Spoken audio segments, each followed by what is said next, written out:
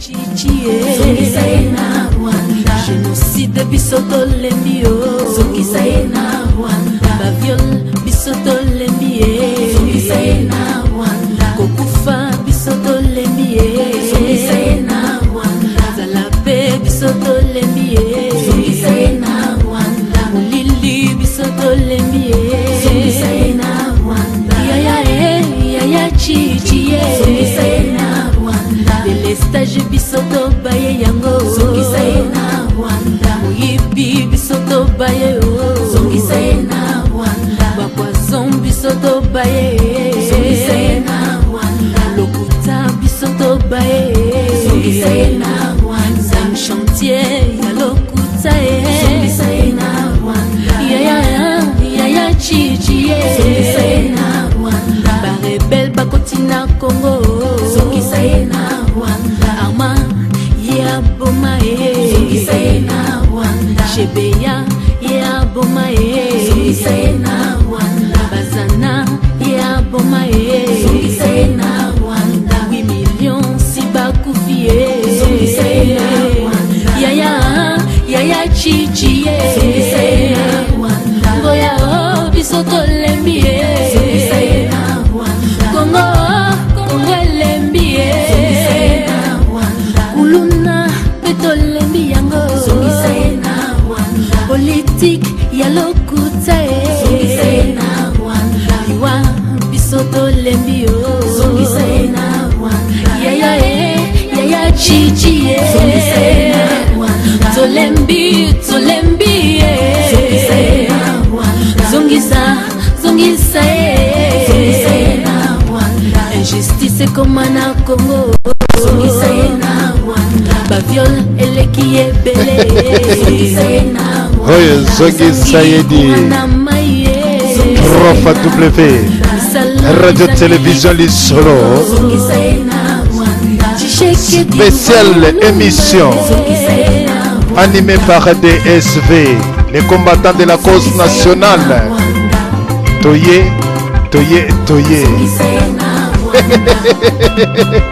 Engaye soki akozonga di ubi akozonga te.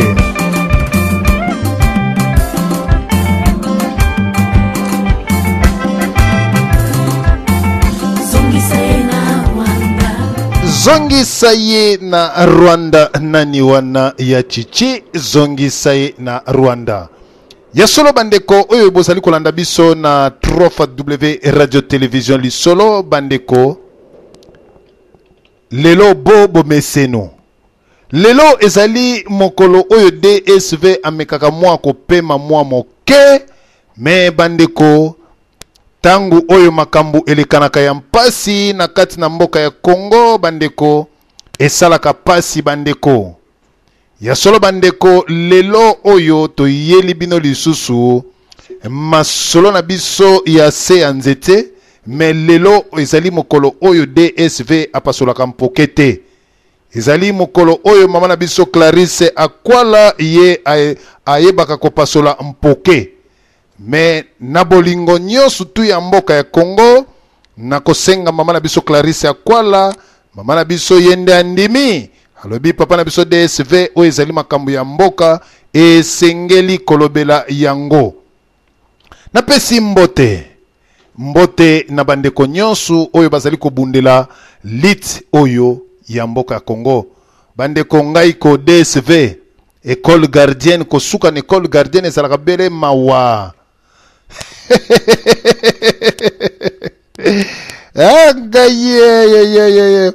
Ya solo bandeko ezali mwa pasi mingi. Ezali mwa pasi mingi na cadre ba masolo oyo tozali kobeta mokolo mwa lelo. Mokolo mwa lelo bandeko biso toye na masolo lisusu mpamba te. Totangisaki bino na mwana dietu. Esika oyo tomonaki ke papa na biso ne mwanda ntemi bandeko ye alobaki ete ako soutenir Vital Kamerhe à 100%. Pamba te ye azali moto oyo tozali kobenga moto ya Kivu. Pambate alobi que les gens de Kivu, ils ont beaucoup souffert. Il faut baluka mutumoko oyazali malamu mpo azwa présidence. Ya solo bandeko, biso ba congolais tozalaka ba fanatique te, mais tozalaka batu oyo, tozali kosala lit oyo, lit noble oyo pe ezala clair. Biso na kati na radio lisolo, to fingaka te, mais to lobaka oyo ezali toujours malamu. Yango na pesi nanu mbote na ba combattant nyonso o bazali na même idéologie que DSV, o bazali na même idéologie lokola Roger Kachama mpe o bazali na même idéologie na bandeko nyonso.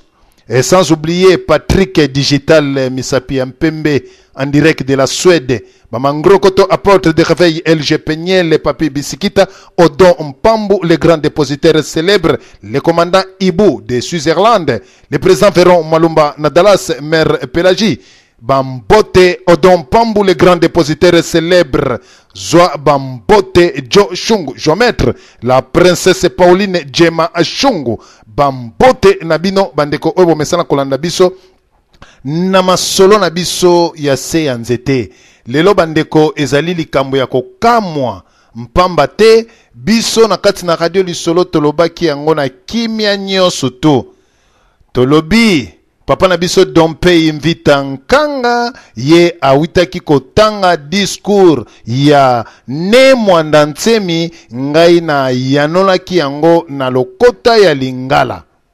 Me bandeko na biso tomonaki bandeko misusu bayaki balobi te ne mwanda ntsemi akoki kozala kote moko na Vital Kamerhe te.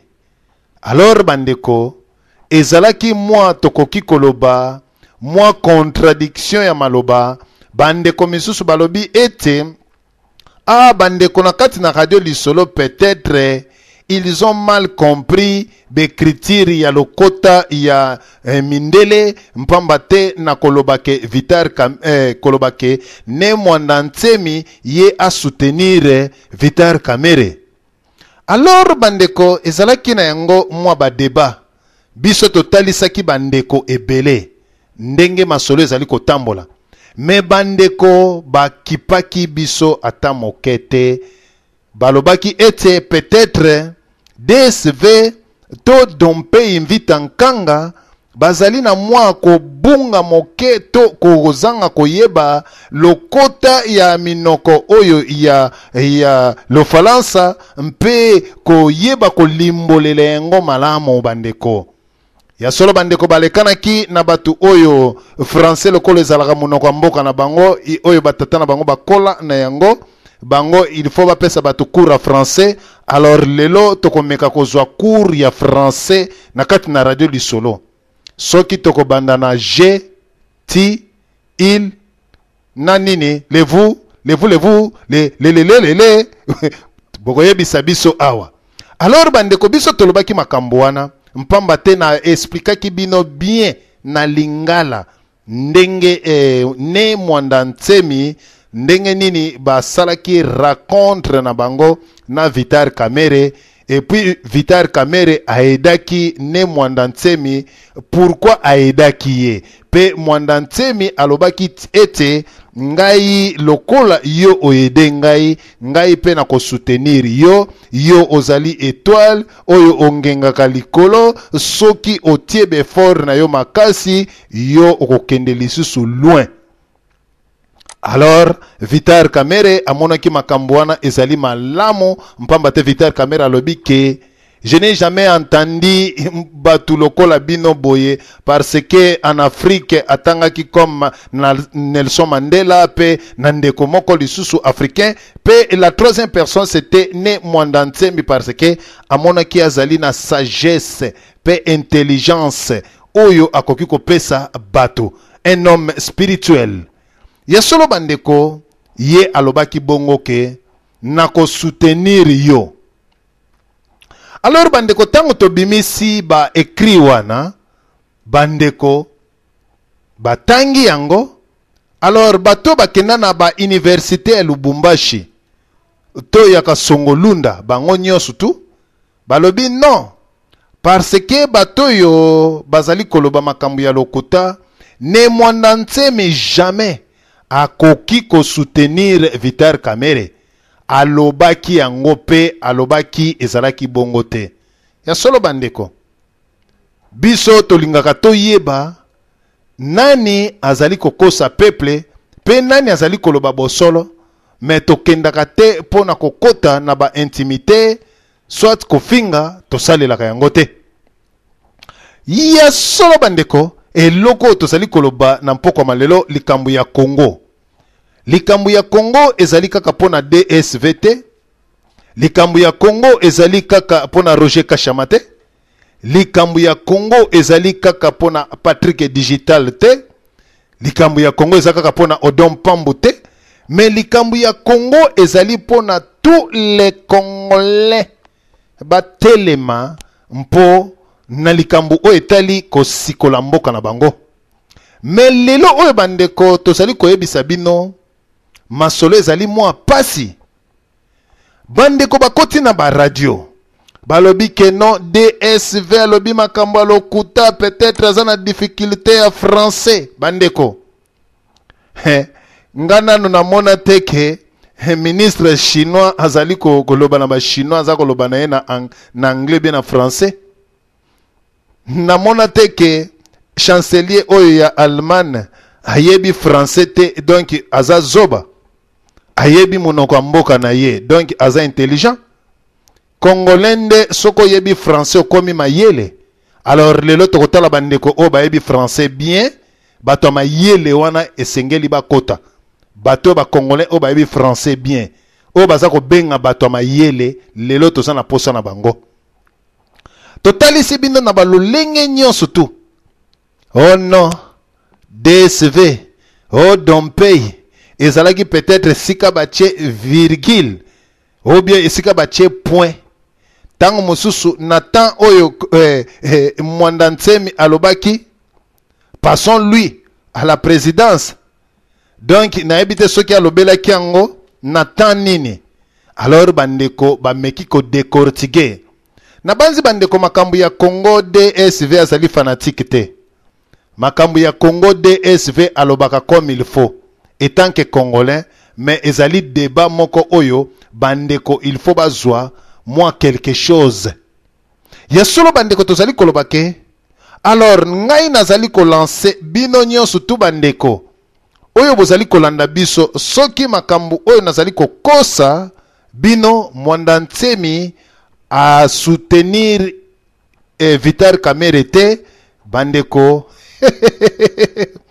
Bokende bino moko bandeko esika boza kolanda ngana lobaka na ngai bokende bino bandeko bozali kolanda ngai kende na Congo number 1 o cliquer okomona makambu oyo biso tozali koloba oyoyo okomona na Congo number 1 esika oyo bakomi ne mwanda ntsemi et son bundu dian Congo soutiennent Vital Kamerhe et non Tshisekedi wa Mulumba.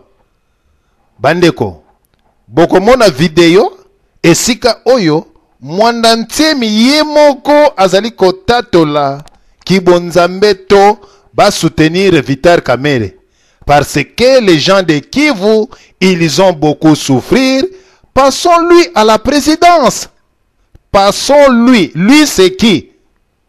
C'est Fumukimbangu. Lui, c'est qui? C'est Mvumvwamu. Quand on parle de lui, Mutuya région Kivu ezali nani? C'est Vital Kamerhe. Alors, passons-lui à la présidence.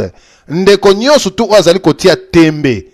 Poto sukisa. Nazali ko interpeller ba bon kokiste nyonso. Ya di bundu, di en Congo.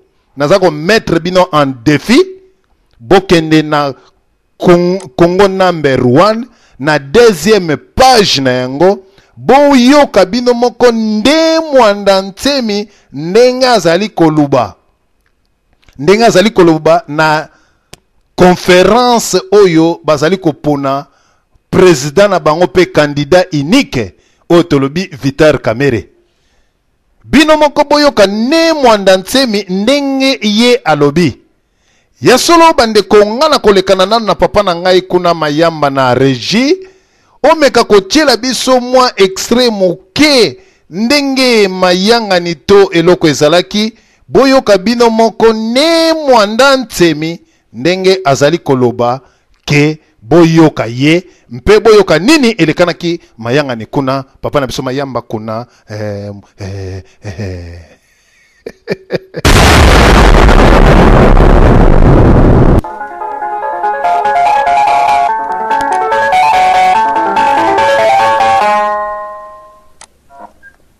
Ndeko, bolimbisi, ozana montre na ndako na ote papa. Mais radio du soleil allait brancher. Mais oui, dit qu'il y a un groupe na fond de la awa na kati ya ndako nanga.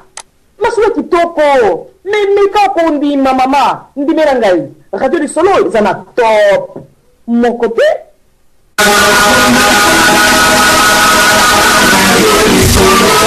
Radio Lisolo, fin kaka. Radio Lisolo, wetu abana ba mwena Kongo. Nga biloko ya makere papa na jako randa radio Lisolo papa likaboro kitagra. Na bana tala biloko kwa na tika na kudia lisusu te poa radio Lisolo ibandi. Radio Télé Lisolo.com. AVK, Alternance Vital Caméré. Après plusieurs semaines de concertations, c'est ce mardi que plusieurs partis politiques, personnalités de tous bords et associations ont signé la charte mettant sur pied la plateforme AVK. Son objectif, c'est entre autres soutenir la candidature de Vital Caméré à la présidentielle de novembre prochain. Occasion pour les leaders présents à cette cérémonie de donner les motivations de leur affiliation à cette nouvelle plateforme. Vital Caméré, le monde ici présent sait très bien que pour diriger ce pays, il faut avoir le mental de grandeur. Vous l'avez.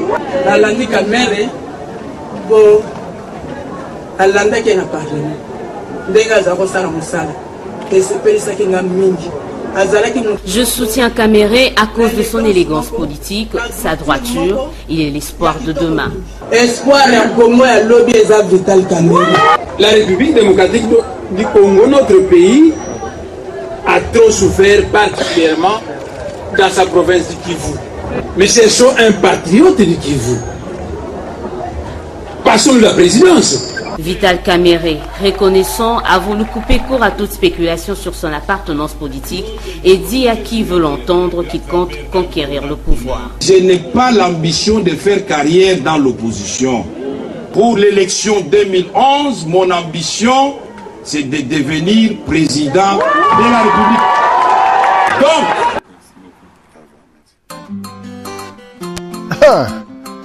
soki tokozongisa na Rwanda. Yaya chichie zongisa na Rwanda. Yaya chichie zongisa na Rwanda. Génocide bisoto lembio zongisa na Rwanda. Baviol bisoto lembie zongisa na Rwanda. Kokufa bisoto lembie zongisa na Rwanda. Zalape bisoto lembie zongisa na Rwanda. Mulili bisoto lembie zongisa na Rwanda. Yaya chichie zongisa na Rwanda. Delestage bisoto baye yango zongisa na Rwanda. Muyibi bisoto baye zongisa na Rwanda. Bakwazon bisoto baye zongisa na Rwanda. Lokuta bisoto baye zongisa na Rwanda. Chantier ya lokuta zongisa na Rwanda. Yaya chichie zongisa na Rwanda. Barebel bakotina Congo zongisa na Rwanda. Arma ya boma zongisa na Rwanda. Shebeya ya boma zongisa na Rwanda. Bazana ya boma zongisa na Rwanda. 8 millions si bakufie zongisa na Rwanda. Yaya chichie zongisa na Rwanda. Ngoya bisoto lembie zongisa na Rwanda. Congo lembie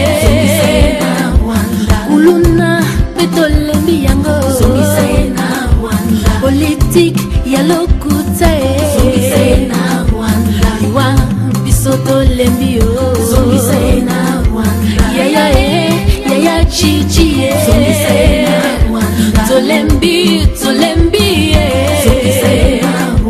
zongisa zongisa injustice comme na Congo zongisa na Rwanda ba viol eleki ebele zongisa na Rwanda tozangi kurana maye zongisa na Rwanda sala ezangili futio zongisa na Rwanda Tshisekedi wa Mulumba zongisa na Rwanda zongisa na Rwanda zongisa na Rwanda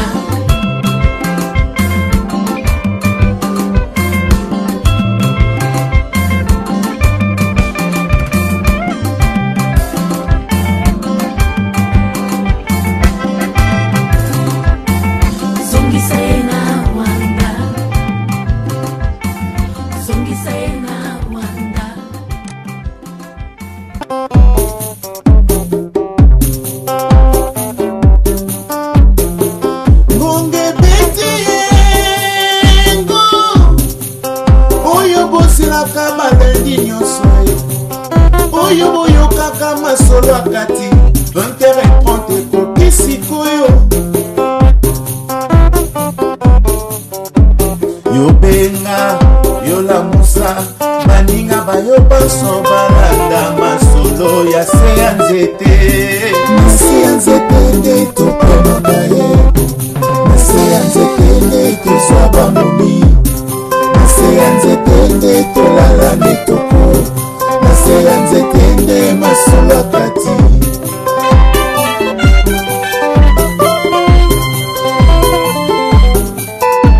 BSV yaka kotalisango nase ya nzete bushiri yaka kolobelango nase ya nzete Mère Solange nase ya nzete toujours nase ya nzete DSV nase ya nzete Nabanzi bandeko moto abangisa moninga te lelo tozali kaka koloba totala comportement na biso ba congolais totala comportement ya ba leader na biso oyo topesi bango espoir ya solo bandeko nyonso tu oyo bakoma na ba Skype na bango bambuta bane bamvu bantu bango wana dibundu dia Congo toza ko interpeller bango comme ça aho ezali débat baya ko prouver biso ke makambu o tozali koloba ezali ya lokuta na banzi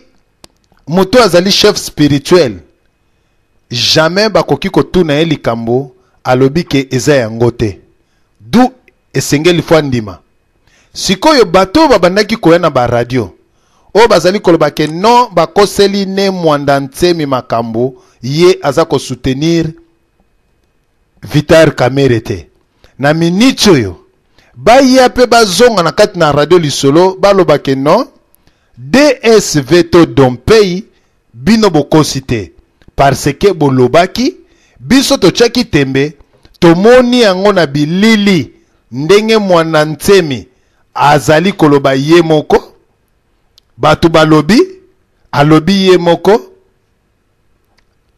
Les gens de Kivu, ils ont beaucoup souffrir. Cherchez-nous un patriote bazana Vital Kamerhe.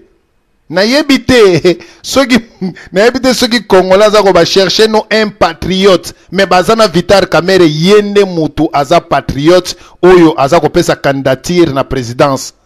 Na yebite batona balingi kolakisa biso français ya lolenge nini. Ngana za ko benga bango bazo ba dictionnaire na bango baya ko prouver ngai. Nazo tia bango to en défi ba netu baya ko prouver ngai que biso nde tolobaki mabe baya ko prouver biso que non en tout cas tena radio lisolo bolobaki mabe ou bien bo interprétaki français mabe lokola biso to yebi yango to tangango bien donc Vital Kamerhe alobaki na moto mususu te mais lelo boya ko yebisa biso pe que non radio lisolo bozana a raison ne mwanda ntsemi aza ko soutenir Vital Kamerhe c'est tout. Peuple congolais ayeba ayeba ezali biloko moko oyo tokoki koloba biso nyonso tu peuple congolais ayeba eloko oyo bolandi biso na bokebi soki bo moni tozali na libungi bokota topesi bino bokota na site bomona ndenge ye moko ne mwanda ntemi alingi ko soutenir Vital Kamerhe et non Tshisekedi wa Mulumba. Tshisekedi wa Mulumba epai ya Vital Kamerhe epai ya ne mwanda ntemi jamais akoki ko soutenir ye. Akoki ko soutenir ye te bandeko. Kaka bino bato bonkoko, kaka bino bato boza koyela biso, Vital Kamerhe azali étranger. Bino moko kaka. Boyeli biso, Vital Kamerhe aza congolais te. Mais na mwanda ntemi na maloba na ye, alobi te que Vital Kamerhe aza étranger, mais alobi chercher un patriote de Kivu. Nani wana oyo tokoki ko passer na présidence. Na yebi te bandeko, oyo ba yebi français. Oyo ba yebi français, biso tozali live na kati na radio Lisolo. Tozali ko interpeller. Ndeko oyo landaki radio Songolo. Oyo basala ki ba déclaration na bango. Oyo balobaki que non, laissez ces gens là, ils n'ont pas compris. Ba yebi français te, yango peut-être ba discerner ngo na ndenge na bango. Donc ne mwanda ntemi jamais akoki ko soutenir Vital Kamerhe. Na lingi bato wana nyonso nazotia bango en défi. Baya pe kokota na kati na radio Lisolo. Baloba que non mon frère DSV. Excusez-nous, nous avons commis une erreur. Toko comprendre bango. To tika mwanda ntemi na kan oyo yakei. Mais bino kaka mwanda ntemi Vital Kamerhe Rwandais, Vital Kamerhe Wanyasikiri bino moko kaka. Mais oyo ezali nkoma bozali kolalisa biso. Donc si Vital Kamerhe est rwandais, pourquoi se fait-il que ne mwanda ntemi aza ko soutenir ye? Alors donc mwanda ntemi toloba azali ko soutenir que pasi oyo baza ko boma bandeko na biso na kati na Kivu na ba rwandais wana tozali koloba kaka. Bino bokoya ko éclaircir biso botalisa biso que non, Vital Kamerhe lelo tolingi ba nenyo surtout bato bazana bakomo ba ne ba mvu ba nini ba ko yebisa biso que non, nous avons trompé, mais Vital Kamerhe c'est un Congolais, alors c'est normal que ne mwanda ntemi a soutenir ye. Mais natango boza ko yebisa biso te bino nyonso na monoko na bino en tout cas zali mawa Vital Kamerhe c'est un Rwandais ndenge nini ne mwanda ntemi akoki ko soutenir ye. Mais lelo bandeko tomoni yango bino moko bolobi bomoni yango ne mwanda ntemi. Alors bandeko mwanda ntemi azali Congolais. Vital Kamerhe bino batu boyaka bolobela biso bopesa voir même ba biographie na ye bolobela biso. Mais sikoyo boya pe ko yebisa biso que non, voilà que tobandaki ko kosa bino po boyina ye aza Congolais. Bino pe boya ko yebisa biso mpe boya ko yebisa biso que DSV makambo ozali koloba ke ya lukuta. Alors bandeko boya ko yebisa biso poto yebisa ki bino ke ne mwanda ntemi azali motu ya Vital Kamerhe bokota ki doute.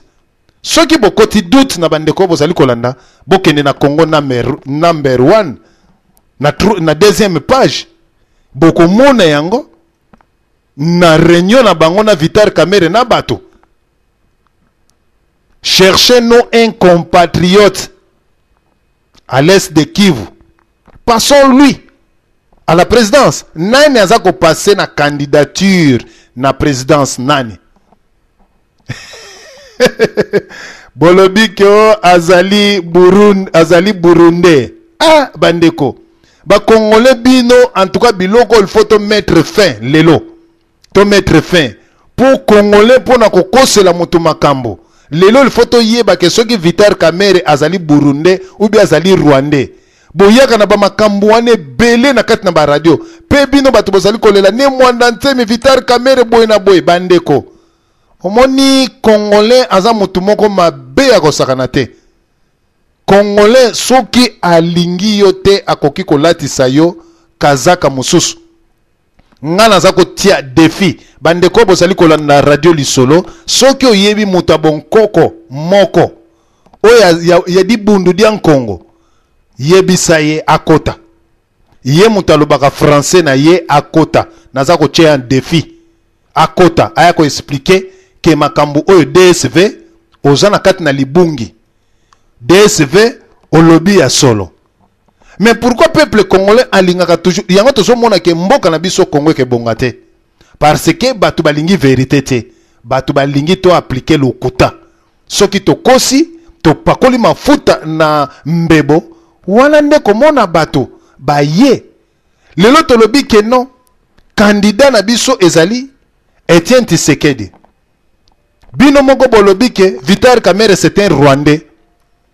Partout où Vital Kamerhe azali kokende en Afrique du Sud ba combattant Afrique du Sud ba telemi ba panzi réunion pour azar rwandais aye na Belgique mobulu akena France mobulu na Canada mobulu na États-Unis mobulu na Europe mobimba mobulu à l'étranger kaka bino batu azar rwandais azar burundais bino kaka bino alors tondimi alors ndenge chef spirituel oya bundu dia Congo Vital Kamerhe ne mwanda Ntsemi aza koloba te ki azali burundais mais bino bozali kotondisa batu awa na mopepe azali rwandais mais comment se fait-il que soki ye Vital Kamerhe azali rwandais comment se fait-il que mwanda Ntsemi aboya Etienne Tshisekedi aboya ko soutenir Etienne Tshisekedi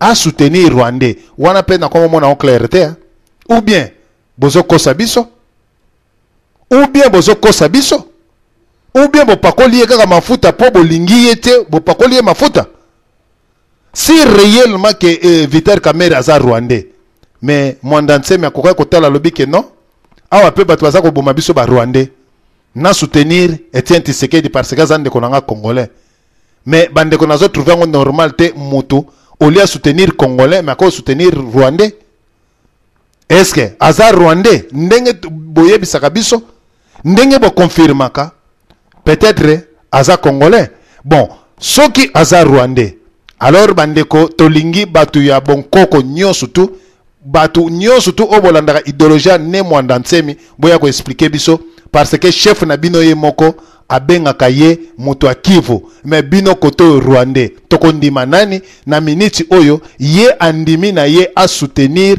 moto boza ko benga ezana batu misusu oyo ya bundu dia Congo akoloba vraiment que non en tout cas mon frère makambo bozali koloba lokuta na benga ki deuxième personnalité ya bundu dia Congo na sololi na ye alobi na yebi biloko wana te c'est faux et archi faux batu wana bazali kokosa alors sikoyo soko solo na deuxième personnalité batu misusu kutu auto solo na ne mwanda Ntsemi ye alobi ayebi makambo wana te yango penga na sali ko lancer bino bokende na Congo number 1 bo na deuxième page boyoka ndenge yende moko ne mwanda Ntsemi aza ko soutenir président na ye soit disant que rwandais oya benga kivusien koto kivusien kotoyo na minoko batu rwandais est-ce que boza ko mema biso na libungi to bozali ko mema biso na ndenge ya solo bandeko radio lisolo za pona débat tozali ko interpeller mutu nyoso to mutu ko tina te boya ko yebisa biso soko zali mutu français yaka kota na ba français na yo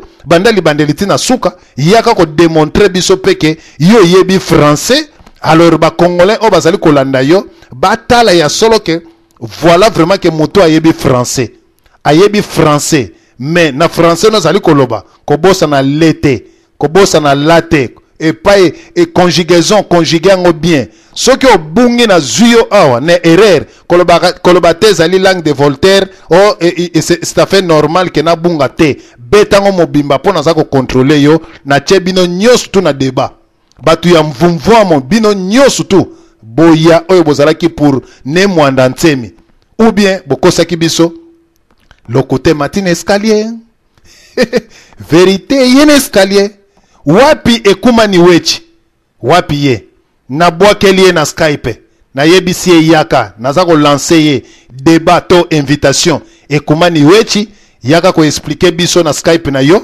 oya kimbangu tata pe nani yaka ko expliquer biso en français parce que yo zali plus intelligent que ba congolais nyonso tout yo yebi français bien koleka bato donc o sololaka na koko na yo na français bato to sololaka na bango na français lokolo ye na Belgique oye koli français alors donc bozali prêt ya koyebisa bato que non ba comprendre ki bien te ba comprendre ki bien te il y a d'autres gens que bazali ko komelanga voire même bato belé bazali ko komelanga na ba Facebook ADSV bolobaki na ne mwanda ntsemi mabe en tout cas peut-être bino bo comprendre ki français oya lobaki te français nini oyo mwanda ntsema koki koloba nga DSV na comprendre yango te soki azali docteur mayele wana oyo azwi yango epai ya bankoko ou bien azwi yango epai ya mindele boza ko akize ba mindele mais bozali ko ndima ki doctorat na bango bozali ko ndima ki licencié na bango yango ndezo ko komisa bino batu mwindo mayele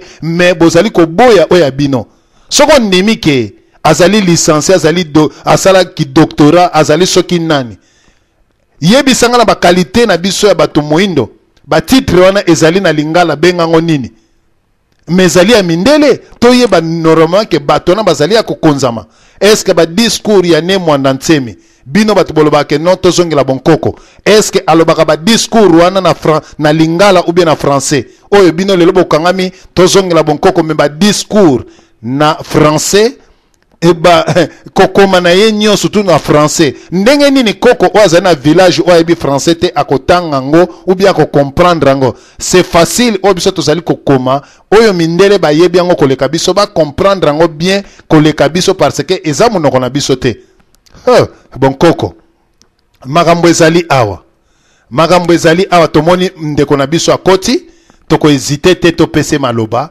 mpamba te akatani lisusu akota vraiment tozali ko senga na bandeko nyonso tu oyo basutenaka bonkoko biso tokoki jamais kofinga mais débat ezali tosala débat moko ya bato mayele parce que ngala ndimi na ngai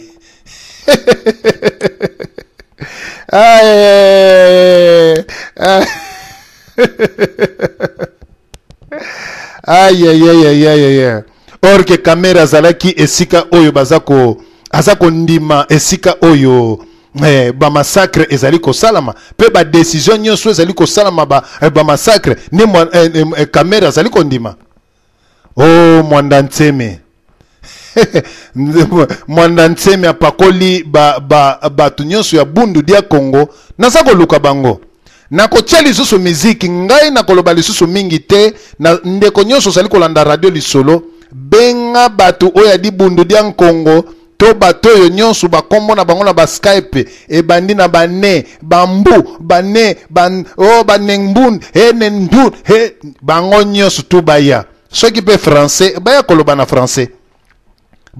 français makambu oyo bandeko toko bomba yango te ngala zali koloba na bandeko bokende na site ya number 1 Congo number 1 na deuxième page bomona ne mwanda ntsemi ndenge azali kokumisa président na ye ndenge alobi que non les gens de Kivu ils ont beaucoup souffrir passons lui à la présidence qui lui wana c'est qui au moins congolais azala oyo azala matoite azala mutu oyo alekanata sur les bancs de l'école te o balobi passons lui à la présidence lui c'est qui lui remplace Kamere. Alors bazali koloba peut-être lui c'était une autre personne, ce n'est pas Kamere. Oh bandeko.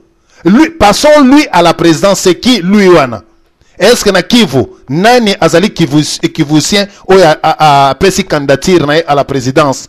Mais bandeko na biso lokola baena minoko oyo bazwaki opportunité ko tanga malamu tena kati na Kinshasa ba français mususu batu balobaka ezali français o bazali koyoka na bamboka ya ba Belgique to ba France toyebi pe tozana ba master mususu totanga na bango ba lycée na école mususu o to ko tanga ba kombote na école ba ko babane ko s'exprimer en français te ba yebaki pe ko commenter bazalaki mayele te mais lelo soko okute na Belgique azako ba français plus que yo croyant que azako lobango soko pesi fait na bik akokoma yango keba mususu aza makasi mingi te na français mais keba na calcul alekio keba mususu na ba calcul aza makasi te mais alekio na ba domaine tout ba domaine mususu Alors bandeko, il faut savoir que moi je fais la section commerciale. Soko yé côté comptabilité na ko panzayo parce que zali option o nga na landa yango. Soko yé pe sanga gestion commerciale na ko totola yango. Alors boya awate ke bolo bakeno parce que les gens ils ont mal compris ba yebite ke aloba ki yango lolenge mususu. Ezali pasi mingi na bandeko na biso makambo oto zali koyoka na kati na diaspora. Deba oto kotika yango te. Papa na biso mayamba kuna zongisa ye. Ah makambo yodi.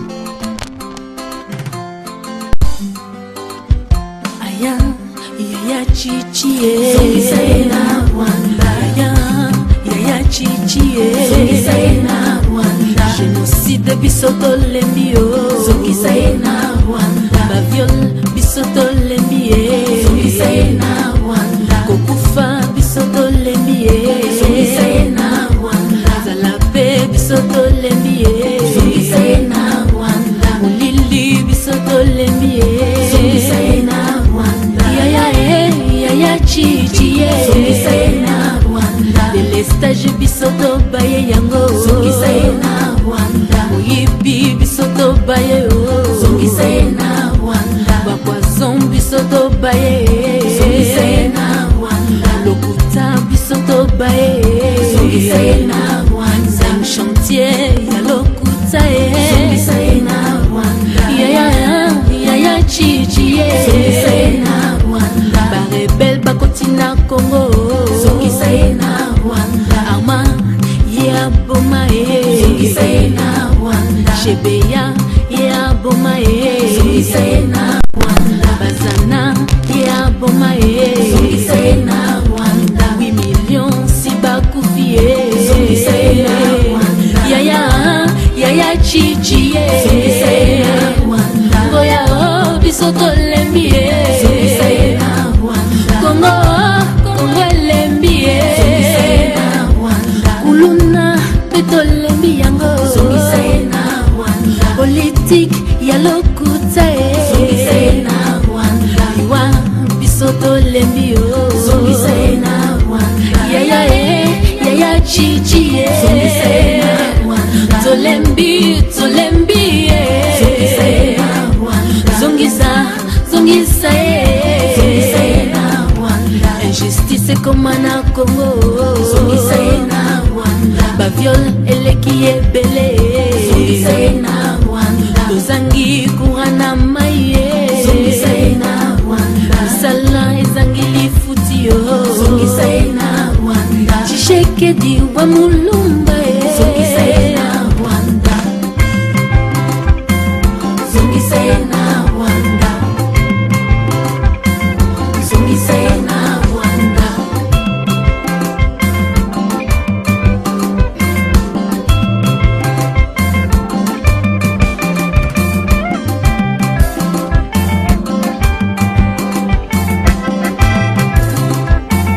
Zongisa ye na Rwanda.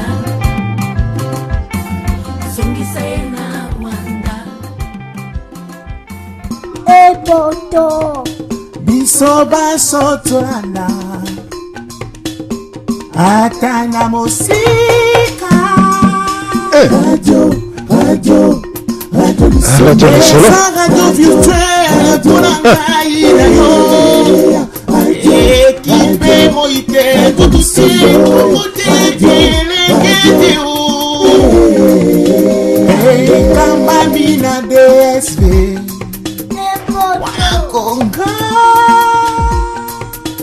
Prof W Radio Télévision Lisolo. Iya solo bandeko tozali kokoba se kokoba na masolo na biso ya mpoko malelo mutu kutina ve bandeko. Kozala fanatiki ya moto ezali malamu te. Zala fanatiki ya nkolo. Soki ozali fanatiki ya moto ezali eloko pamba. Me zala fanatiki ya moto oyo asali yo na mokili oyo. Bato nyonso tu oyo babonkokiste nyonso tu oyo bandimaki teke chef spirituel na bango. Ngala kokota na bonkoko te to na spiritualité te. Me ngai naza koloba likambu oyo ya bonkoko te. Nazali koloba likambu ya politique. Pamba te moto ya bonkoko ceux qui a trahir le peuple congolais bino moko boko pesa ba réponse na bino ceux qui a trahir le peuple congolais bino moko pamba te oh Vital Kamerhe azali rwandais oh Vital Kamerhe azali boye oh Vital Kamerhe azali burundais oh Vital Kamerhe azali tanzanien kaka bino batu boyaka na masolo wana bino bomemelaka biso masolo mais kaka bino wana bandeko boya koyebisa biso pe keno chef na biso spirituel a se tromper ndenge nini chef na biso spirituel a se tromper a kende ko soutenir Vital Kamerhe et non Tshisekedi wa Mulumba. Alors bandeko ndenge balobi ke mwana mboka kotikala mwana mboka ngape na komi na badoute bandeko na komi na badoute lelo na komi na badoute est-ce que Vital Kamerhe aza rwandais je ne pense pas. Peut-être il est congolais bakosaka biso pour ceux qui azalaki congolais ndenge nini mwanda ntsemi akoki ko soutenir mopaya ke atika mwana mboka te bandeko likambo wana ezali likambo ezali ya solo bandeko na mekanan ko kene pa ndeko na ngai Roger Kashama oya koteli ngai po ngai pe na mpema bakota nano aloba nano oyo makambo oyo ezali kolekana oyo kokamwa kokamwa di akomemela biso nini mutu oyo akotisi mopaya na kati na église na nzambe oyo mopaya oyo azali kosigné babiloko nyonso tu ntango bazali koboma bato na Rwanda Vital Kamerhe azalaki wana azali kosigné bamassacre nyonso tu ndenge bino boyebisaka biso ndenge bino bokomaki mais lelo kaka moto abandaki kosigné bamassacre lelo akomi mutu oyo bino bondima ye azala président de la république na banzi ndeko na biso kanga micro na yo merci oza kolanda lisusu wapi tomeka nanu kolekana epai ndeko na biso Roger Kashama topesa ye maloba toyoka ye na oyo nga na lobi na oyo ye moko amoni oyo be na tindi bokende na deuxième page ya Congo number 1 botala yango soki DSV abuki lokuta to ezali ya solo comme ça batu ya BDK baya soki batu ya BDK bamiso bazokomela ngai batu nyonso te oyo bazali oyo zana bakombo ya bane ou bambu bazali batu ya BDK abongo batu ya bane bambu bane bazali banani leur mouvement ne yaki toyebaki batu bane neza nini bambu banini wana eyaki alors bandeko soki bokwei na lingi ngai naza koloba lelo moto alobaka français correct koleka un français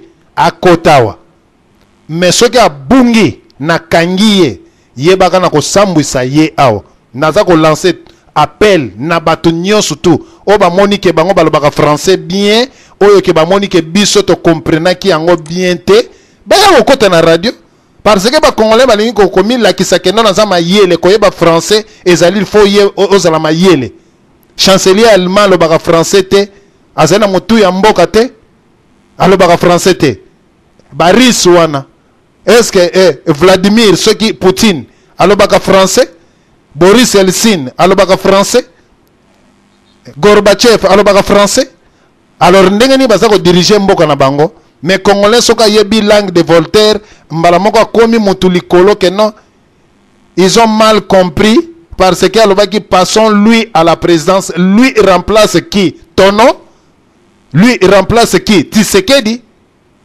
bandeko boya ko apprendre biso cours d'histoire français to boya ko prendre biso cours d'histoire protocole bino batu boyebi et non to kola na lingala papa na biso Roger Kashama lelo mutu ko kimate na yo naza ko fiakula bino nyoso to mutu ko kimate toza ko benga tout le monde baya soki yo poko benga bango baya na kati na radio baya koloba eboto na yo DSV en tout cas na pesi auditeur nyoso mbote o bazo suivre biso na pesi na yo moko na mama Solange jus d'orange place azali en tout cas achela yo penda verre moko ya jus d'orange ya malili pembeni wana po o kita mwa muke parce que toza kaka na mawa matanga ezo continuer toujours omoni DSV moi nakozala vraiment mingi kotaba beaucoup côté mais nako parler sur la personne oyo azali congolais na acte oyo ya sali omoni DSV ezali mawa pona biso parce que toyebi congolais jusqu'à présent yebi loko ya lingité omoni tango ozotala mutu oyo aza na expérience te na politique aza vraiment la maturité te na politique et que à se présenter boye na komona papa na biso oyo azali mukolo aza na expérience mais par rapport ya mutu oyo akeko associé na ye on comprendre facilement que il y a quelque chose. C'est-à-dire, ce qu'il y a quelque chose, wana, ezali pon intérêt à mbokate, ça c'est sûr et certain. Ezali pon na ba relation na bango, oyo bazanango bango mibale, oyo ezake, même na ba fidèle na bango, ba yebite. Parce que, preuve, ezali pour mission to salaga liboso, na banzo pesara ba document awa, pesara papa na biso, donc pe yatanga ki ango, pe alakisaki biso, lo lenge nini oyo makambo ezali na kati ya document wana. Alors tout mona ki bandeko misusu bakotaki doute na yango. La plupart ya bandeko oyo bakotaki doute na yango ezali bandeko oyo même le jour là na lobaka yango bien totika nanu makambo ya ki fanatisme sentiment ezala te na niveau oyo makambo Congo ekomi nango sikoyo ezali makambo oyo mutu akokozala na ki fanatisme lisusu te. Mais mutu ufaza la sikoyo na vision oyo azo monela makambo ndenge zo kende na vision oyo ya chaque congolais oyo aza na biso lelo na diaspora okomona ke bango tu baza na vision moko na papa Tshisekedi na makambo ya politique oyo zo kende lelo pour l'avenir ya Congo ya lobby. Mais lelo ça m'étonnerait aujourd'hui tozo tali na bilili et salbiso njoto malile papa monasemi c'est monasemi azali na ena tokolo ba que ce que le kokoza na peine à population à cause de la cas la moins population na ena bazaïr mais c'est que lui azali ko bosana ezali que le lo soki Tshisekedi a pesi candidature na a kei na bazaïr ba ko voter ye na ba région oyo tout etikali. Mais yé mona semi à part Bazaïr va voter été. Mais erreur oyazo sala pour comprendre te ya que ne ko s'associer na muto ya tela biso guru wana na pouvoir oyo a manipuler ma solo nyonso oyazalaki en tête ya ma solo nyonso du début tina place oye asali semblant lokola longwe ma longwe te pokaka a tchakaka mobulu na kati opposition abenda batu bakende lokola bendi ba papa na biso ba mona semi. Donc ezali vraiment malheureux. Moi je dis que c'est regrettable parce que jusqu'à présent nos hommes politiques on dirait bazana volonté mon côté ya kosala o ezali volonté ya peuple. Donc le soki tolobi to tamsa ba sondage même na Kinshasa je ne crois pas Vital Kamerhe azana ba sondage ebele koleka batu nyon surtout ba opposant nyon surtout ou bien ba candidat nyon surtout ou bazana opposition na kati ya Congo wana. Donc azakutu ata peut-être na ata 7% même ata 3% za ngona nte.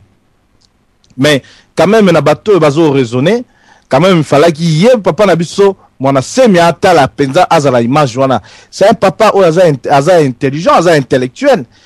Mais ce que moni muta réagir ndengwana papa na biso DSV ça c'est sans doute ngana oyebisa yo ezali na baronkine kokoza na pesa na kati. Pour kokoza la normalité à l'heure actuelle. Et kokoza la jamais normal parce que pour mutu oyo atele biso kanambe na pouvoir oyo asali ba propagande ya moto ayo sali la biso livre awa pourquoi il avait choisi Kabila.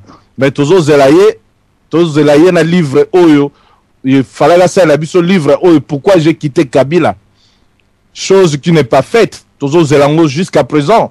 Et até ayo misala biso oh pourquoi pour naki mais biso to yebi pourquoi pour naki asalaki ba propagande bana ko maloba na ye pour na projet na bango vision na bango bazaki nango ya sur ba 5 chantiers tout ça ya lukuta mais lelo fallait ça la biso quand même oyo livre wana soka zalaki ponctuel hein? Donc ozomona que ezana makambo o ezali que papa na biso mwana sema a comprendre facilement à ça comprendre na ye mais à sali yango de sorte que ezala kara pour intérêt na ye ezali makambo o ezali entre bango, c'est-à-dire bazali na eloko moko eza ko kangisa bango mibale o eza lokola ba signer ki ba accord moko boye eza ndengwana parce que na ko mona susu mingi maloba oyo ya lobaki na interview oyo Vital Kamerhe azaki dépassage et pas na ye na oyo ya sali ya confirmation oyo il y a 2 jours passés,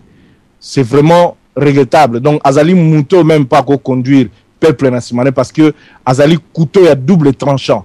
Donc lelo alobaki boye yo koki ko zalane tu na moi ekenge na mutu muke au cours il y a 1 mois 2 mois au changer pas vie muto ya yé en opposition lobi non tozo tala ye ndenga ye mais siko après o ya changer kaka na 1 mois au moni que non voilà confirmer le bino peut accepter ye boy baye ko sala o ya bango bazo benga alternance comment on appelle ça encore alternance na bango bazo benga AVK.